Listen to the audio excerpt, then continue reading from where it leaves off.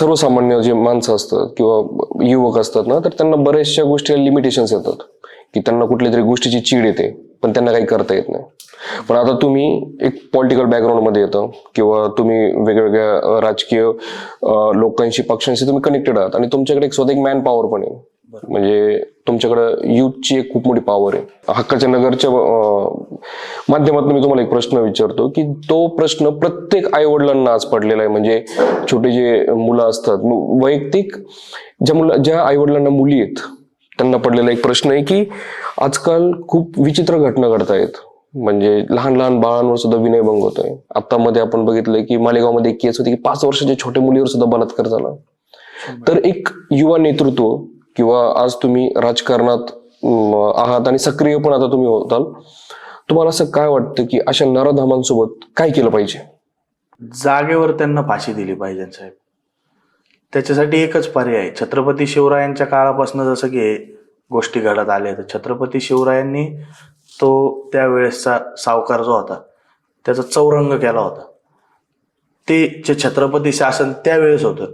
मला वाटतं की ह्या घटनेच्या बाबतीत जर अशा दुर्दैवी घटना जर होत असतील की छोट्या छोट्या चिमुकलींवर जर अत्याचार होत असतील, तर 100% माझ्यासारखा एक युवक सरकारला, माझ्यासारखा एक छोटासा कार्यकर्ता एवढीच विनंती करेल की त्या जागच्या जागी त्या गोष्टीची शहानिशा व्हावी आणि त्याला तातडीने लवकरात लवकर फाशी देण्यात यावी. आणि तुम्ही आता केडगाव मधनं येतो किंवा अहिल्यानगरमध्ये अशा घटना जेव्हा घडतात किंवा तुमच्या निदर्शनात अशा कुठल्या घटना आहेत का की ज्या तुम्ही पाहिल्यात आणि तिथे तुम्ही काहीतरी प्रयत्न केला त्या मुलीला सुरक्षित कुठेतरी नेण्याचा, किंवा त्या कुठला तो व्यक्ती असेल त्याला तुम्ही असं काही कुठल्या अशी घटना आहे का? आता एक काही दिवसांपूर्वीच एक लहान मुलगी, जवळपास ती एक 8वी-9वीच्या वर्गात शिकणारी मुलगी होती आणि एक खूप जास्त ड्रिंक केलेला एक माणूस होता. तो त्या मुलीला बोलला की म्हणजे तो मराठी त्याला येत नव्हती, तो परराज्य होता आणि तो तिथं आपल्या इथंच केडगावमध्ये झालेली, माझ्या डोळ्यासमोर झालेली घटना, की तो तिथं त्या मुलीला बोलला की तेरा नंबर दे आणि ती मुलगी रडायला लागली. मग मी ते घटनेची माहिती घेतली, त्या ताईला बोलवून घेतलं की बाळा काय झालं रे बाळा. आणि कधीही कोणाला म्हणजे मला माझ्या घरच्यांचे संस्कार आहे, कधीही कोणाशी वाकडं किंवा उग्र बोलणे सुद्धा मला नाही आवडत. ज्या वेळेस त्या ताईने मला जो हा किस्सा सांगितला की हा इथला नाहीये, हा बाहेरचा आहे, याला चालताही येईना, उभाही राहता येईना, खूप पिलेला आहे आणि हा मला बोलतोय की तेरा नंबर दे, त्यावेळेस अशी तळपायाची आग जी मस्तकाला जाती, एक म्हण आहे, तसं झालं आणि मला ते कंट्रोलच नाही झालं आणि मी खूप जोरात त्याला मारलं. पण ते गरजेचं पण आहे. म्हणजे 100% गरजेचं आहे. अशा घटना उलट घडत असल्या आणि अशा वेळेस जर एखादी केस माझ्यावर होणार असली तर हसत हसत त्या चिमुकल्या ताईसाठी मी ती केस घ्यायला सुद्धा तयार आहे. कारण की हे जे प्रकरणं घडतात, हे जे यांना बळ जे भेटतं, अशिक्षित जे हे जे असे कामं करणारे, एक नीच कामं करणाऱ्या लोकांना जे बळ भेटतं ते अशा छोट्या छोट्या गोष्टीतूनच भेटतं. आणि याला कुठेतरी व्यसनाची पण एक जोड असेल. 100%. आता तुम्ही सुशिक्षित आहात, त्यात तुम्ही आता राजकारणात पण आहात, तुम्ही सामाजिक कार्य पण करताय. तर आपण एक जर पाहिलं तर 20वीतली 25वीतली मुलं आहेत ना, व्यसनाधीन खूप होत चाललेले आहे. तर त्या बाबतीत तुमचं काय मत आहे? आणि त्यातल्या त्यात आपण गर्वाने बोलतो की अहिल्यानगरचा मावा खूप फेमस आहे, पण तसं विचार केला तर ते गर्वाने सांगण्यासारखी गोष्ट नाहीये. बिलकुल साहेब, गर्वाने सांगण्यासारखी गोष्ट नाहीये. कारण की तुम्ही जर पाहिलं तर खूप मोठ्या प्रमाणात आणि खूप मोठ्या यांनी लोक गुटख्याचा असेल, माव्याचा असेल सेवन करतात आणि तरुण जे वर्ग आहे, तरुण जी पिढी आहे, त्यांनी हे सगळं नाही केलं पाहिजे. त्याच्यावर काय करता येईल त्याच्यासाठी माझ्यासोबतचे मुलं सुद्धा, त्यांचे घरचे सुद्धा गर्वाने सांगतात की बाबा चल बाबा तुझ्यासोबत आहे ना तर टेन्शन नाही. आणि जास्तीत जास्त निर्व्यसनी युवकांची संख्या माझ्या मित्रपरिवारात आहे. निर्व्यसनी म्हणण्यापेक्षा माझ्यासोबतचे बरेचसे मित्र मला पाहून नॉनव्हेज सुद्धा खायचं त्यांनी सोडलंय. खाणे पिणे सगळं जवळपास सोडलंय. ते खाणे एक वेळेस नाही सोडलं तरी चालेल बरं का. पण ते पिणं मात्र सोडलं गेलं पाहिजे.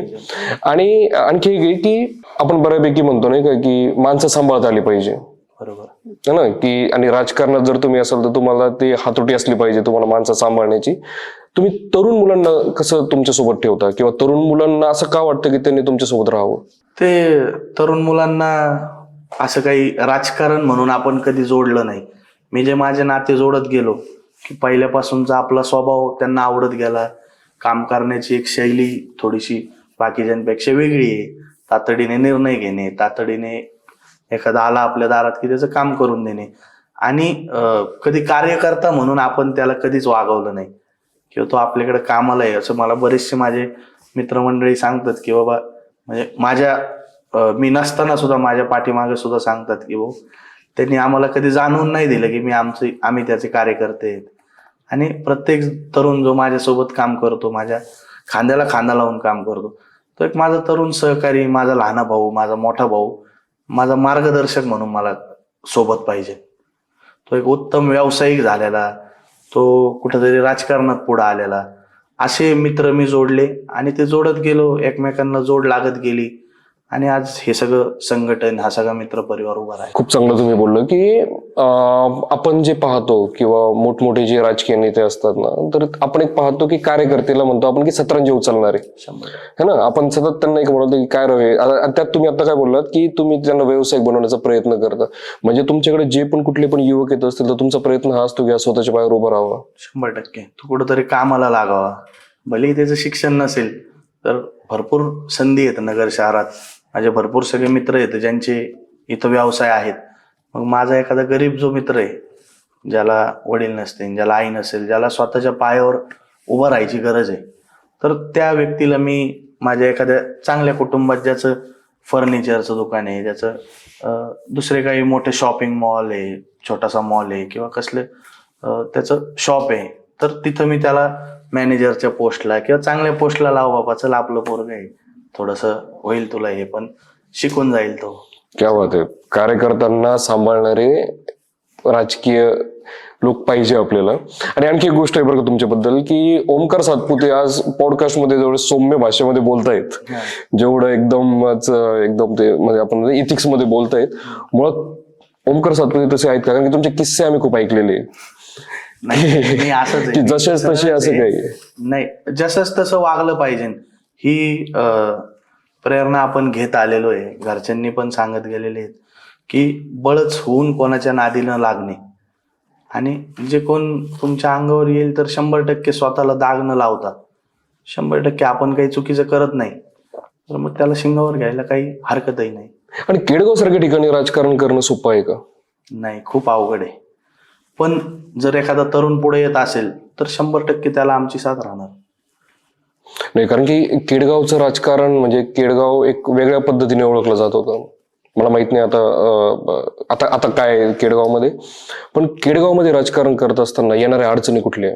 खूप सगळ्या अडचणी येतात साहेब. केडगाव मध्ये काम करत असताना प्रत्येकालाच असं वाटतं की आपलं काम हे पटकन तातडीने झालं पाहिजे, आणि काय प्रशासनाची थोडंसं हलगर्जीपणामुळे म्हणा किंवा थोडंसं स्लोनेसमुळे म्हणा थोडे कामं रखडले जातात.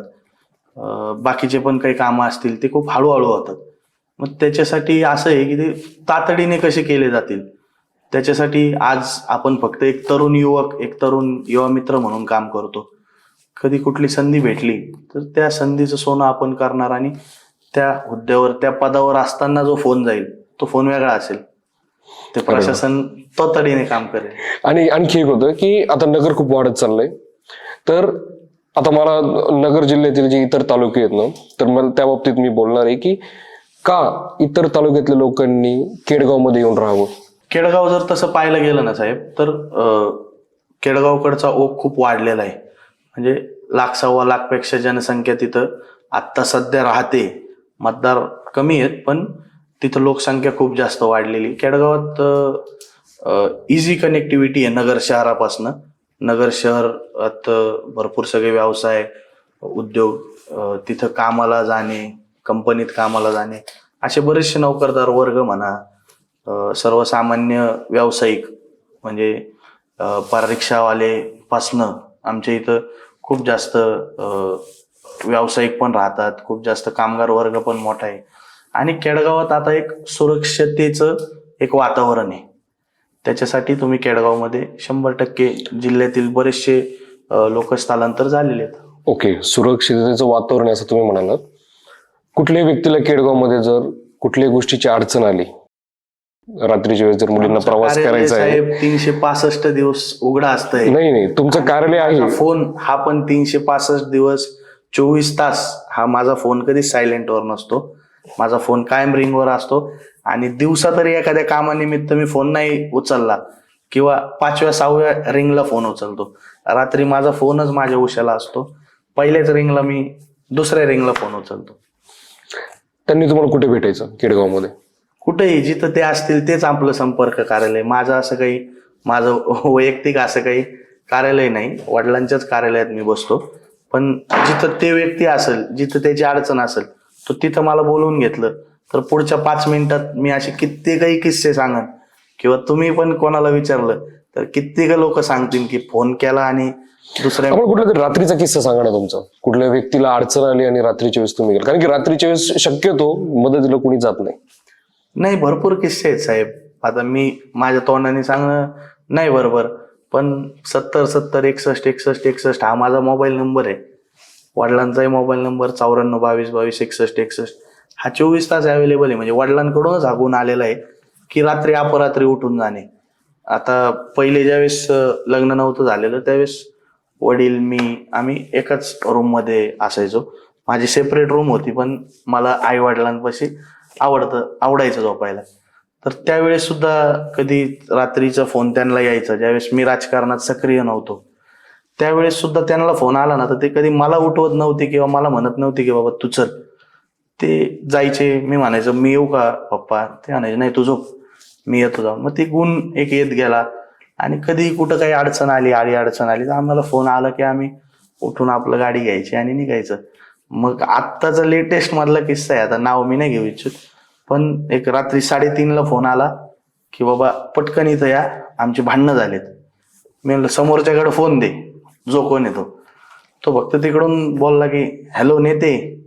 आणि मला एक इनबिल्ड क्वालिटी आहे, त्याचा आवाज ऐकला, मी त्याचं नाव घेतलं की अरे बालू भाऊ. त्यांना हा नेते आपल्यासोबतच झालं होतं. एक काम कर, ते समोरचा जो आहे ना तो माझ्या खूप जवळचा आहे, जेवढ्या तू जवळचा आहे तितकाच. मी 5 मिनिटात आलो, तुम्ही भांडणं करू नका. मी तिथं गेलो, मला कोणाची बाजू घेता येत नव्हती, पण पहाटे 4:45 3:30 पासन तो किस्सा सकाळी 9 उजडले तरी बी मला कोणाची बाजू नाही घेता आली. तर तो मिटला मग ते मिटून गेला बाबा 9 वाजेपर्यंत. म्हणजे तुम्ही 4 ते 9 वाजेपर्यंत तिथेच होता? हो. आणि केडगाव बद्दल आणखी एक गोष्ट आहे बरं का, जसं आपण म्हणतो की लोकांनी केडगावमध्ये स्थलांतरित झालं पाहिजे. बिबट्याचा काही विषय आहे मग तिथे? नाही काय साहेब, का तुम्ही बिबट्याला पण सांगितलं की बाबा येतो आता केडगावमध्ये? नाही आला पाहिजे. बिबट्या हा खूप घातक प्राणी आहे.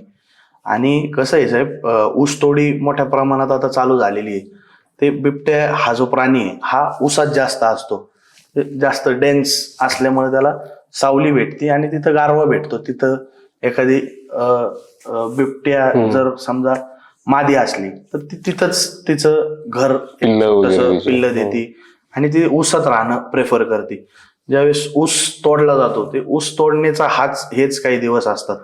या दिवसात ज्यावेळेस ऊस निघून जातो तर मग ते कुठंतरी सावलीच्या शोधात किंवा पाण्याच्या शोधात किंवा निवांत ठिकाणी ते आसरा घ्यायचं बघतात. आणि त्याच्यामुळे ते खेडेगावातून म्हणा किंवा तिकडून केडगावकडे स्थलांतर व्हायचं म्हणजे यायचं पाहतात. आणि काय आमचं एक डोंगर पार केला की लगेच पलीकडं आपलं चास येतं, ते गावठाण आणतंय. त्याच्यानंतर इकडे गेलं की आपलं हिवरे बाजार येतं, निमगाव वाघ येतं, निप्ती येतं. हे अशी काही ठिकाणं आहेत की जिथं लोकसंख्या कमी आहे. आणि तिथं बरेचशा ठिकाणी म्हणजे आता कालच मी जो व्हिडिओ अपलोड केला मुलांनी, त्याला तिथं कालच कमेंट एक जाण्याची आली की आमच्या इथं रोज बिबटे आहे. म्हणजे त्याला असं बोलायचं होतं की बाबा काय नवीन आहे, आमच्या इथं तर रोज आहे. तिकडं रोज आहे आणि तिकडचे लोक तेवढे मेंटली प्रिपेअर झालेले की हा बाबा तिथं बिबट्या असू शकतो, तर तिकडं पोरांनी नाही जायचं आणि आपण पण थोडं सावध राहायचं. तसं केडगावला तो एक डोंगर पार करून आला की तो खेडगावात पोहोचतो. आणि आता काय कंडिशन आहे बिबट्याची? आता बिबट्याचे काल तिथं आमचे हजारे मामांनी आणि त्यांच्या मुलांनी दोघं जण ऊस तोडत होते आणि त्यावेळेस तो एक कुत्रं त्या वासाने उसात गेलं तर एकदम जोरात त्याच्याकडे काहीतरी पळत आलं तर त्यांनी पाहिलं आणि त्यांच्या लक्षात पहिले त्याच्या आदल्या दिवशीच आलं होतं की एक गाईचं वासरू वर त्या ठिकाणी हल्ला झालेला होता, एका बकरीवर पण हल्ला झाला होता आदल्या दिवशी. त्याच्यामुळे ते थोडे सावध होते. त्यांचं नशीब इतकं चांगलं की ते कुत्रं गेलं आणि ते कुत्र्याच्या मागं ते आलं, त्याच्यामुळे हे दोघं थोडे लांब होते आणि सावध होते. फोन वगैरे सोडून ते त्यांच्या घराकडे पळाले. पण त्यांना तो डोळ्यांनी दिसला आणि त्याच्यानंतर रेस्क्यू टीम आली, सगळ्या गोष्टी झाल्या. तिथं आता पिंजरा लावलाय. पण अजून तरी काही आता काय बिबट्या हा असा एक प्राणी आहे की तो काही जास्त वेळ एका ठिकाणी तर त्याला जर एकदम चांगली जागा भेटली तरच तो राहतो. नाही तर त्याला जर वाटलं की हा बाबा इथं माणसं आहेत, जसं आपण त्याला घाबरतो, तर साहजिक आहे तोही आपल्याला कुठं ना कुठं घाबरतच असणार आहे. त्याच्यामुळे तो एका ठिकाणी जास्त राहत नाही. तो तिथून स्कॅनिंग ड्रोन कॅमेरा आम्ही आणला, पण त्यात काही ते दिसला नाही तो. आता बरेचसे युवक देश सोडून जात आहेत. म्हणजे आपण पाहतो की बाहेर शिक्षणासाठी गेले आणि नंतर त्यांना वाटतं की ह्या देशात आता काही राहिलेलं नाहीये. होप्स ते हरून बसलेले की इथं सगळं करप्शन आहे, अस्वच्छता आहे आणि इथे रूल्स अँड रेग्युलेशन्स नाही, नियमावली नाही अजिबात इथे, आणि ते देश सोडून निघून जातात. आज तुम्ही एका चांगल्या कुटुंबात नाही येतं, तुम्ही इंजिनिअरिंग केली, नंतर तुम्ही पायलटच्या कोर्ससाठी तुम्हाला बाहेर जाण्याचा योग सुद्धा होता. राजकारण करताय तुम्ही, आज तुमच्याकडं एक खूप मोठी एक म्हणू की युवकांची एक लॉबी पण आहे. पण कधी हा विचार मनात आला नाही का की चला यार मस्त बाहेर जाऊयात, चांगलं आयुष्य जगूयात? तिथे एक प्रोटोकॉल मध्ये राहावं लागतं राजकारणी असल्यानंतर, तिथं सकाळी कधी उठा कधी झोपा. नाही साहेब, एक मातीची आवड आहे ना, एक हा मातीचा एक वास आहे, त्याच्याशी एक कनेक्टिव्हिटी झालेली आहे. ती माती खूप आवडते आपल्याला. मी सांगितलं की अहिल्यानगर जिल्ह्याने खूप हिरे दिले इथं, त्याच्यापैकीच एक हिरा आपल्याला कुठंतरी हिऱ्याचा छोटा तुकडा होता येईल का, त्याच्यासाठीच आपला प्रयत्न चालू आहे. आणि शेवटी काय बाहेरच्या ज्या काही कंट्री येतं, आता विराट कोहली सारखं एक मोठे क्रिकेटर येतं, ते देश सोडून जायच्या प्लॅनिंग मध्ये होते, तर ते टॅक्स फ्री कंट्री आहे. लंडन, UK, ह्या अबुधाबी, दुबई, या टॅक्स फ्री कंट्री येतं. त्या अनुषंगाने ते तिकडे स्थलांतर व्हायचं पाहतात. पण आता ते त्यांचे विचार करण्याची, त्यांच्या ते ब्रॉड थिंकिंग, मोठ्या शहरातून येतात, त्यांची विचारसरणी वेगळी. आपले केळगावचे जरी काही माझे मित्र बाहेर गेले, आत्ताच माझा एक मित्र UK मध्ये, त्याचं तिथं मास्टर्स झालंय आत्ताच, तो मिस करतो फार. आम्हाला व्हिडिओ कॉल करत असतो, म्हणतो अरे इकडं भारी आहे, पण सगळ्यांची आठवण येते, घरच्यांची आठवण येते, नाळ जोडलेली. आणि स्वच्छतेच्या बाबतीमध्ये काय वाटतं तुम्हाला आपल्या देशात? म्हणजे आपण नदीला देव मानतो, नदी अस्वच्छ आहे, म्हणजे ज्या ज्या गोष्टींना आपण देवाच्या गाभाऱ्यात बसवून ठेवलं त्या सगळ्या गोष्टी आपण नष्ट केलेल्या आहेत बऱ्यापैकी. तर स्वच्छतेच्या बाबतीत तुम्ही काय म्हणाल, किंवा तुमच्या आपण जे म्हणतो की जे तुम्हाला काही केडगावसाठी किंवा अहिल्यानगरसाठी करायचे, त्या स्वच्छता तुम्ही कितव्या क्रमांकावर ठेवता? स्वच्छ शहर म्हणून म्हणतोय मी तुम्हाला. स्वच्छ शहर म्हणून जेवढा विकासाला प्राधान्य देतो तेवढंच स्वच्छ शहराला पण प्राधान्य त्या ठिकाणी दिलं पाहिजे. जेवढं स्वच्छ आपलं शहर, आपला प्रभाग राहणार आहे, तेवढंच आपले जे लहान चिमुकले मुलांचे जे आता जन्म होत आहेत, ते ज्यावेळेस बाहेर येऊन ऑक्सिजन घेतो, जेवढं स्वच्छ त्याला भेटणार आहे तेवढंच त्याची बॉडी क्लीन सिस्टम त्याची तेवढी strong आहे. आणि त्यानंतर स्वच्छ प्रभाग, स्वच्छ आपलं शहर हे असलं पाहिजे. बाबा ठीक आहे, एक सिस्टीम झालेली आहे की हो चला, एक सिस्टीम एक चुकीची आहे साहेब, की बाबा चला एखाद्या ठिकाणी कचरा टाकायचा आहे, तर ते चला भाऊ जाता जाता तिथं कचरा टाकून देऊ. इतक्या सगळ्या फॅसिलिटीज आहेत, आपण ज्याला पालिकेला नाव ठेवतो, पालिकेला नाव ठेवण्यासारखं नाही साहेब. कारण की कचरा गाडी आपल्या दारापर्यंत येते, ठीक आहे, मग थोडीशी त्याची अडचण असेल किंवा ते थोडीशी त्याला घाई असेल तर तो एखाद्या घरापर्यंत जात नाही. थोडंसं जनतेने पण त्यांच्याशी कोलॅबरेट करून की हो चला आमच्या इथं बाबा चला कचरा गाडी आली, तर मग थोडं ते आपण चालत जाणे, तिथं कचरा टाकणे, एक सिस्टीम झाली की हो चला कामाला जायच्या वेळेस. आणि आपण त्याला युज टू झालोय का? आता युज टू झालोय त्या सिस्टीमला आपण नाही नाव ठेवू शकत, इतके मोठे नाही आपण. पण ती सिस्टीम कुठेतरी बदलली पाहिजे. बाहेर देशात जे आपण बोलतो ते नागरिक जबाबदार आहेत साहेब, की भाऊ माझा परिसर आहे ना तो मी स्वच्छ ठेवणार आहे, सगळं माझं घर आहे म्हणून मला हे स्वच्छ ठेवायचंय. तसं आपण आपली सीना नदी आहे, ठीक आहे भाऊ चला चाललोय सीना नदीमध्ये फेकून देऊ, वाहून कुठेतरी जाईल. एक आपले विचार बदलले की 100% शहर बदलेल ना.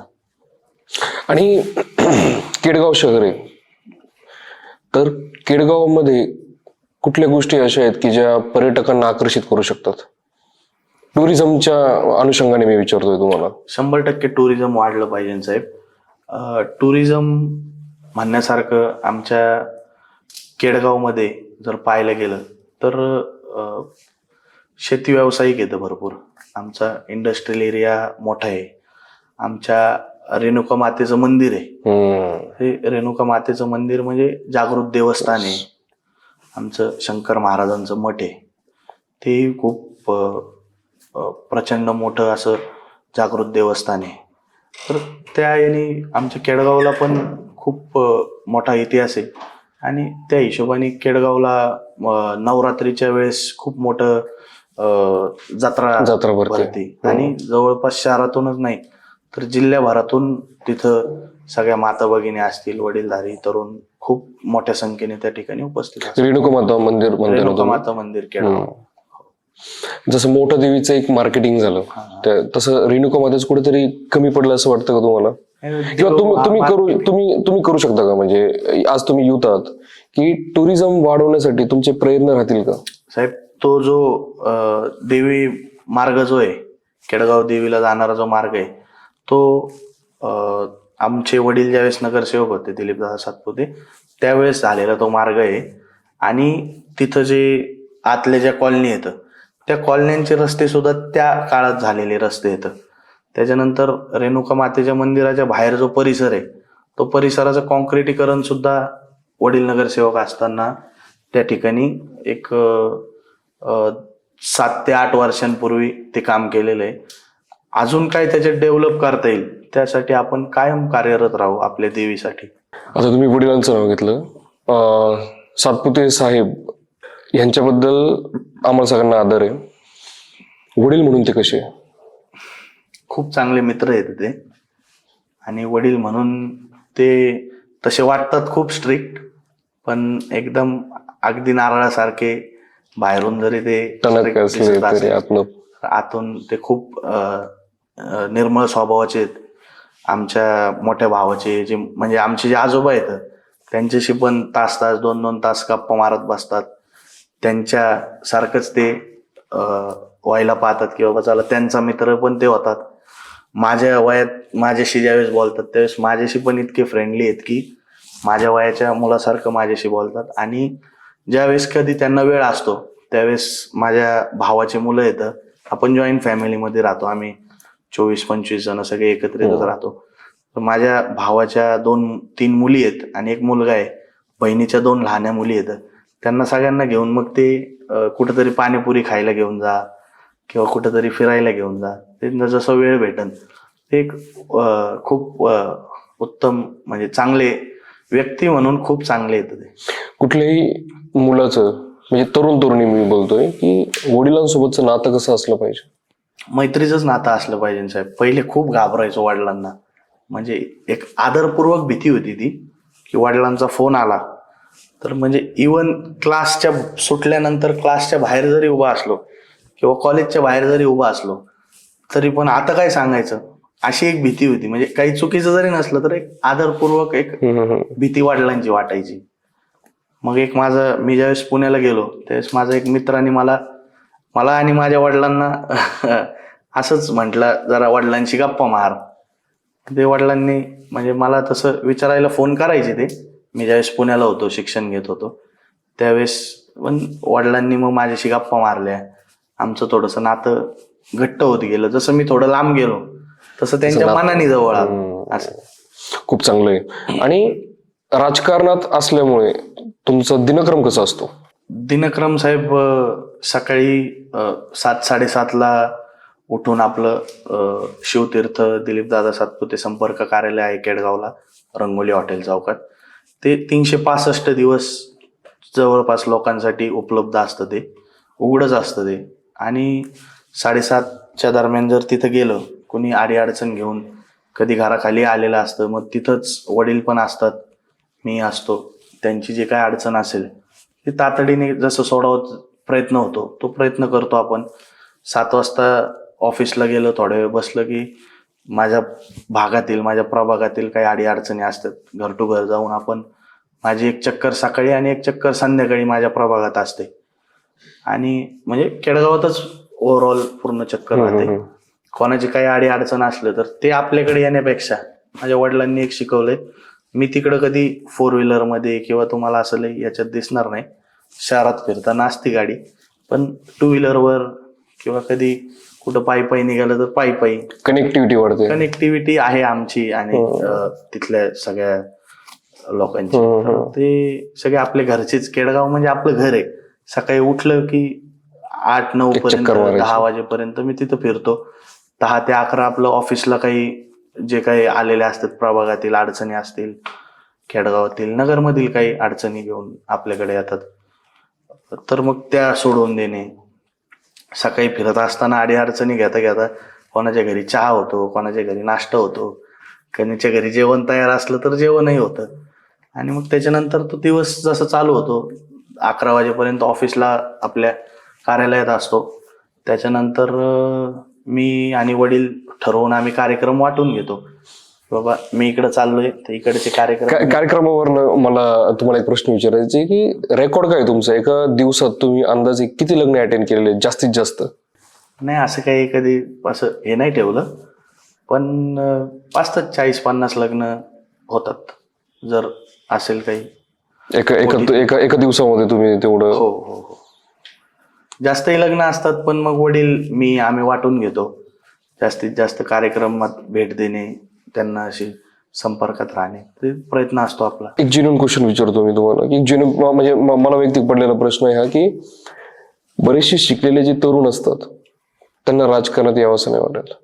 राजकारणाचा विचार केला की एक विचार मनात येतो प्रत्येकाच्या की ते क्षेत्र आपलं नाहीये, म्हणजे तिथं सर्वसामान्य माणूस टिकू शकत नाही किंवा शिकलेल्यांनी तिथं जावं नाही. कारण की प्रत्येकाला, जसं तुम्ही आधी म्हणालात की तुम्हाला या मातीशी एक तुमची नाळ आहे म्हणून तुम्ही इथे आहात, तर अशा तरुणांना तुम्ही काय सांगाल की ज्यांना असं वाटतं की मला काहीतरी बदल घडवायचा आहे, पण भीती वाटते, इच्छा तर खूप आहे, पण असं वाटतं की नको, हे क्षेत्र आता खूप बदललंय? हे असं काही नाही साहेब, प्रत्येक तरुणांनी पुढे येऊन जर डेअरिंग करून जर हे केलं, आणि मुळात म्हणजे राजकारण म्हणजे एक सुंदर समाजकारण आहे, एक समाजाची सेवा करणे, हे त्यात सगळ्यात प्रथम आणि सगळ्यात महत्वाचा मुद्दा आहे. तुम्ही किती लोकांचे कामं करून देता हे लोक नोट ठेवत असतात. म्हणजे तुम्ही जरी विसरले तर लोक तुम्हाला सांगतात आठवणीने की माझं ते काम तुम्ही करून दिलं होतं.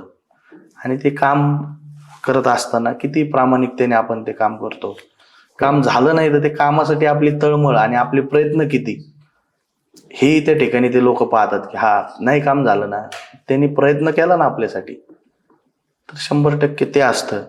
आणि घाबरणं कुठल्याही क्षेत्रात गेलं साहेब तर आता कॉम्पिटिशन इतकी वाढली आहे की कुठल्याही क्षेत्रात आपल्याला कुणी तसं चितपत करू शकतंय. पण एक पॉझिटिव्ह ॲटिट्यूड घेऊन आणि काम करण्याची जिद्द घेऊन जर राजकारणात म्हणा किंवा कुठल्याही क्षेत्रात उतरलं तर तुम्हाला 100% यश भेटणारच आहे. तर ओमकार सातपुते हे नाव फक्त अहिल्यानगर शहरापुरतं नाही राहिलेलं, तर हे संपूर्ण महाराष्ट्रामध्ये आता युवा नेतृत्व म्हणून उदयास येतंय. आणि बऱ्याचशा मुलांना तुम्ही आवडतं पण एक नेता म्हणून. तुमचे काही किस्से पण आहेत जे खूप आपण जे म्हणतो की ते तुमच्याबद्दल खूप चर्चा होत असते, सतत चर्चा होत असते तुमच्या बाबतीमध्ये, तुम्ही सतत चर्चेत राहणारे व्यक्तिमत्व आहात. तर तुम्ही एक खूप ग्राउंड लेवलवरनं तुमचं काम करताय, तुम्ही आता उंच शिखरावर तुम्ही चालले आहात. आता होपफुली तुम्ही भविष्यामध्ये राजकारणामध्ये सुद्धा याल, त्यात सुद्धा तुम्ही पुढे झळकाल. आज युवा नेतृत्व म्हणून तुमच्याकडे पाहिलं जातं. तर एवढं सगळं होत असताना तुम्हाला आज एक तरुण पिढी तुमच्याकडे एक आशेने बघते की हा व्यक्ती काहीतरी बदल घडवू शकतो. तर हे सगळं होत असताना असं कुठलं व्यक्तिमत्व आहे का किंवा कुठलं असे राजकीय नेतृत्व आहे का की तुम्ही त्याला मिस करता किंवा तुम्हाला असं वाटतंय की ते पाहिजे होते? 100% साहेब, हे काम करत असताना एक कार्यकर्ताच आहे मी आणि एक युवा मित्र म्हणून पुढे येतोय, नेता म्हणून नाही तर एक मित्र म्हणून. पण हे सगळं करत असताना मला स्वर्गीय धर्मरक्षक अनिल भैया राठोड साहेबांची खूप आठवण येते. त्यांच्याबद्दल काही आठवणी? खूप सगळ्या आठवणी येतात. भेटलं की एक त्यांना भेटलं ना साहेब की एक काम करण्याची जिद्दच यायची की बाबा भैया एवढे, म्हणजे आत्ताच्या काळात मी ज्यावेळेस जास्त ऍक्टिव्ह झालो त्यावेळेस भैया खूप आजारी असायचे नंतरच्या काळात, पण त्याही वेळेस म्हणजे आमच्यासोबत बऱ्याच वेळा कधी केडगावला जेवण झालं किंवा कधी मुंबईलाही माझा प्रसंग 1-2 वेळा झाला, जास्त वेळा नाही, पण तिकडं गेल्या असताना इन्सुलिन घेऊन त्या ठिकाणी इतकं सगळं कार्य करणं. आणि मला तरी वाटतं भैया जवळपास 18 तास काम करायचे, पण ते 24 तास अवेलेबल होते.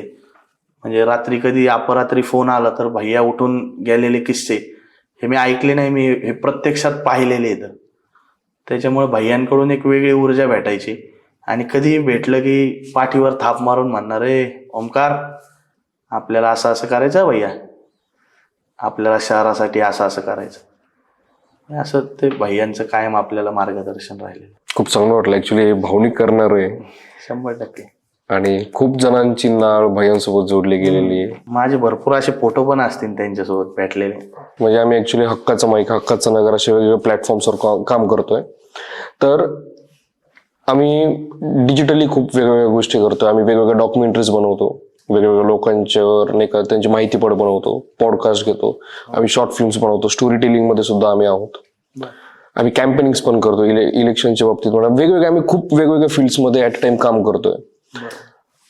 पण आम्ही जेव्हा एक काम करत असताना ना आम्हाला एक गोष्ट जाणवली की आपल्या ज्या शहरात आहे किंवा आपण जे जवळपास जिथे राहतो ना, तर तिथं महिलांच्या सुरक्षिततेबाबत आपण काहीतरी केलं पाहिजे, आपण काहीतरी पुढाकार घेतला पाहिजे. ऍज अ टीम आम्हाला असं वाटत होतं की, कारण की आम्हाला ते कोपर्डी प्रकरण म्हणा किंवा छोटे छोटे 6 महिन्यांची मुलगी घ्या, म्हणजे नराधमांनी कुठल्याच मुलीला सोडलेलं आहे. म्हणजे 6 महिन्याच्या मुलीवर सुद्धा तुम्ही बलात्कार करताय. तुम्ही काय, म्हणजे ती मानसिकता किती विकृती आहे, ती किती घाण विकृती आहे. तर आम्हाला नगरमध्ये काय अनुभव असे आले की रात्रीच्या वेळेस मुली जेव्हा प्रवास करतात, जेव्हा त्या घरी जात असतात, तेव्हा बऱ्यापैकी रोड्सला स्ट्रीट लाईट नसते, अंधार असतो, तर त्यांना कुठेतरी इन्सिक्युअर फील होतं. किंवा बरेचसे कुटुंब असे पण आहेत की त्यांच्या मुलीला कोणतरी त्रास देतं, पण ते कोणाला सांगू शकत नाही का, तर त्यांना असं वाटतं की नको आपली इथं राहायचंय. किंवा लोकल जरी असेल, तिथं जी मुलं असतील त्यांना असं वाटतं नको आपण बाहेरनं आलेलो आहे. नगर शहरात इतर शहरांमधनं लोक जेव्हा येतात इथं अहिल्यानगरमध्ये राहण्यासाठी, त्यांना एक भीती असते. आणि शक्यतो सर्वसामान्य माणसांना ह्या गोष्टींमध्ये नसतं पडायचं. किंवा काही मुली पण अशा असतात की त्यांना कोणतरी त्रास देत असतो. म्हणजे मी प्रत्येक वेळेस नाही बोलणार, पण बऱ्यापैकी काही गोष्टी अशा असतात की काही मुली अशा असतात त्यांना कोणतरी त्रास देतो, फक्त त्यांची सांगण्याची हिंमत होत नाही घरात. का तर मी जर घरी सांगितलं तर माझं शिक्षण बंद होईल, किंवा मग घरचे म्हणतील की तो तुझ्याकडे पाहतो याचा अर्थ तू पण त्याच्याकडे पाहत असशील, तुमचं आधी काय होतं का. कारण की अशा बरेचशा केसेस घडत आहेत जे आपण सोशल मीडियावर पाहतो.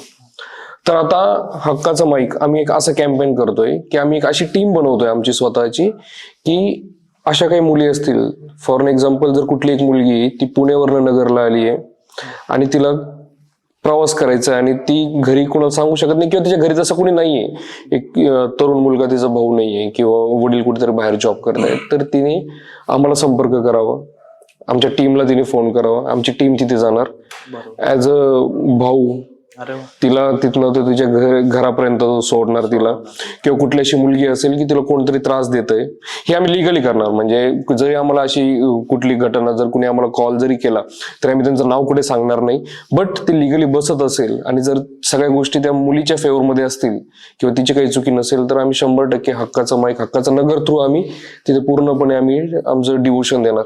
जे कार्य तुम्ही करताय, तुम्ही मोठ्या स्केलवर करताय, पण आम्ही कुठेतरी छोटस रोपट आमचं तुम्हाला त्या बाबतीत केडगावच्या साईडनी जर काय असेल किंवा नगरकडे कोणी येणारी आमची कोणती माता भगिनी असेल आणि तिला आमची कधीही गरज असो, ते निम्मे रात्री जरी असलं तर एक भाऊ म्हणून आम्ही कायम तुमच्या सोबत आणि त्यांच्या पाठीशी आम्ही उभा आहेत ना.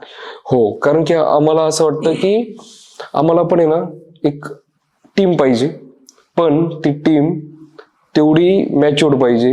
आम्हाला पण राजकीय लोकांचा हस्तक्षेप पाहिजे, पण ती सुशिक्षित पाहिजे.